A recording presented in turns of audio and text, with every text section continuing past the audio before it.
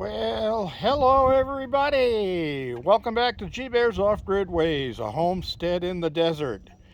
And here we are out in the Garden of Eden, and we have ourselves a rototiller here, electric powered, and it is a SunJoe, S-U-N-J-O-E, SunJoe. And this model is the TJ 600E. And we're going to do a little bit of a test and review on it here. Now this is electric, not battery. And I did say yesterday in my initial video that the reason I went with electric and not battery or gas is because it only gets used like once a year. Just this early spring when I've got to mix in some new nutrients and compost into my soil to be ready for this year's planting or next year's planting. I'll do it next year. Although it may come out in the fall also, and I can mix in some chicken manure and let that compost over the winter so it's ready to go in the summer. So anyway, got it here. I've got an extension cord that's running from the cabin down into here. I'm thinking that since I have solar out here, I'm thinking I may put an inverter box out here so I can plug in one of my old power jack inverters and have my AC electricity out here where I don't have to run a really long extension cord. And this cord that I'm running right here, that's coming through the door and along the ground here, it's 100 feet to the cabin. So that's the maximum in a 12 gauge cord that I would want to use for running this thing. And I've said that before with power tools. Use the right extension cord. Don't use a skinny extension cord to run power tools. You'll burn the motor out. They don't carry the amps needed to keep the motor running properly, so they run hot and they end up burning the motor out. So you don't want to do that. You want to use the adequate cords. And just a rule of thumb, don't ever buy a cord less than 12 gauge. Don't buy 16 gauge and 14 gauge and those things. They're junk. They're no good for running anything but a light, a table lamp. That's about it. So don't buy that stuff. It's just junk and it ruins your power tools. Okay, so we're sitting here looking at the ground and the shadow of a G-Bear wearing his hat because before all this cold came around, I gave myself a haircut and I cut it all the way down to a nice military haircut. I got a little bit on the top and right down to just a little fur on the sides and back. So I was hoping for summer coming in when it was 74 degrees last week, but well, it might be here tomorrow. It's only in the 60s today and the breeze makes it feel a little cooler, but we're going to get to this. All right, so here we go. I'm just going to run a couple of runs here into the soil and show you how it works, and then I'll finish up later on that. I don't have to run a video through the whole thing. There are a few other things I want to show you as I'm out here in the garden. So we'll get to that right after we get to doing this run on the rototiller. Now, I haven't even squeezed the trigger on this thing yet. So we'll all be surprised when and if it runs. So anybody wants the information on the SunJoe, I'll leave it in the description.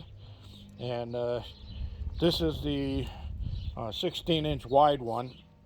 They do make a smaller one with a single handle. Oh, while I'm at it, because I read some reviews that said that the plastic on the handle, which is right up here, that green plastic, broke on a couple of people after first use, and one handyman said that he just modified it and made his own brace. Well, I made a brace here too. It's a piece of metal brace, and I've only got one screw on each side, that those self-drilling, self-tapping screws, because when I made this thing, I notched it so it fits around the pipe so that it won't rotate, it won't rock on me. If you're going to do one yourself and you just have a flat piece of metal that you want to put there, make it a little wider and put 2 screws on each side, and that'll do the same thing. All right, I just wanted to do mine a little bit fancy because I have the tools to do it.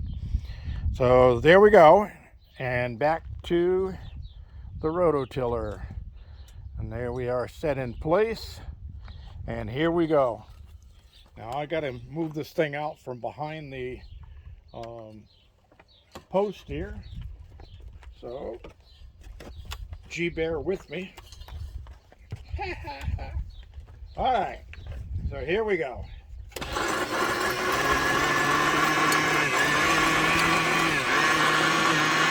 That works really good. I like that. Nice and deep.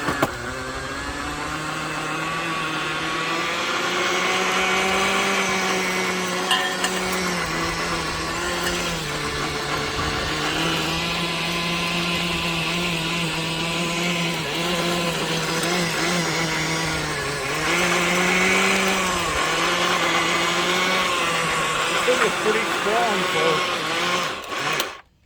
for an inexpensive rototiller, electric rototiller, and it really does a nice job, as you can see.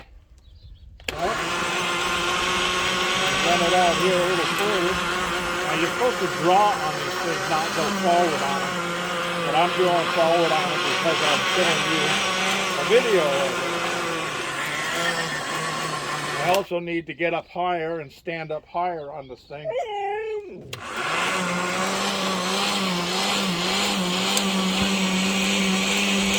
So yeah, this is really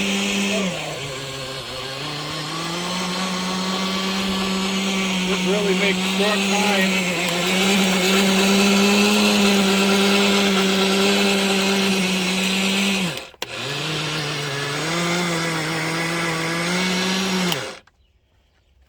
It really makes short time of the job.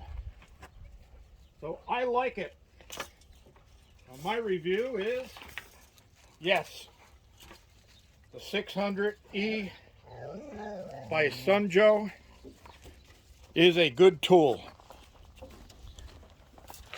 So I like that. I set it over there, and I just rake this all back into position, and it'll be all ready for planting.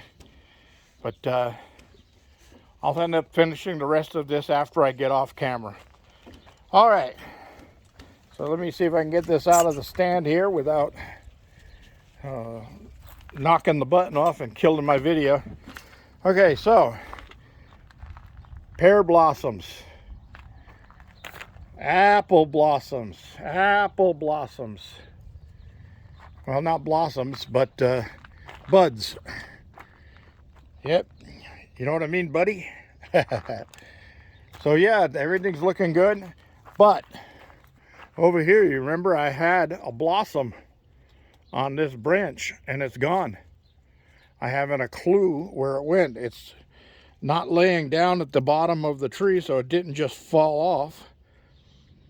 So I'm wondering if, because I've got a couple of panels missing in the greenhouse, if some little flutter buddies, the birds, have gotten in here and found that thing and said, oh, that looks tasty, and ate it.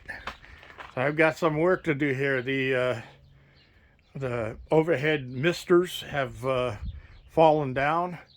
I've got 3 panels out. I got one over there, one over here, and one in the van that need to go back in. And then that one up there for the vent, that's right there behind the chair. That's got to go back in. And I just put the strap on there because it was blowing back open in the wind, and that upper bolt right there is disconnected. So I've got to get up there and do some repairs, but there's a little bit of a breeze today yet, and that's supposed to end. Then I'll get up there and do it. But remember, I did tell you before, get yourself, if you're going off grid, get yourself these ratchet straps and draw straps, all these tie downs of all different sizes. Get plenty of them.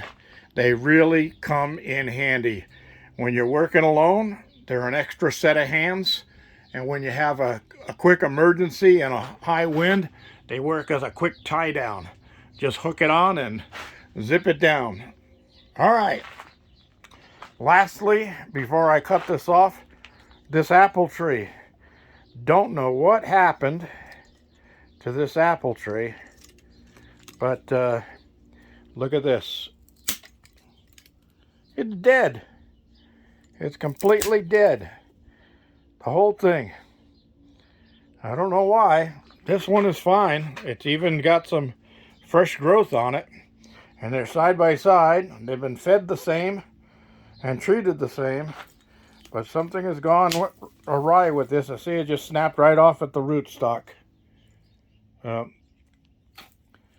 something wrong there. But I got others that are in the process of growing, so it'll get replaced. Cherry tree haven't shown any signs of blossoming yet. All right, everybody, that's all I got. Don't forget your thumbs ups down there. Don't forget to share, and don't forget to subscribe. Subscriptions just dropped off in the last couple of days. We need to get those back up. So nothing in the seeds sprouting yet. Okay, this is G Bear signing off.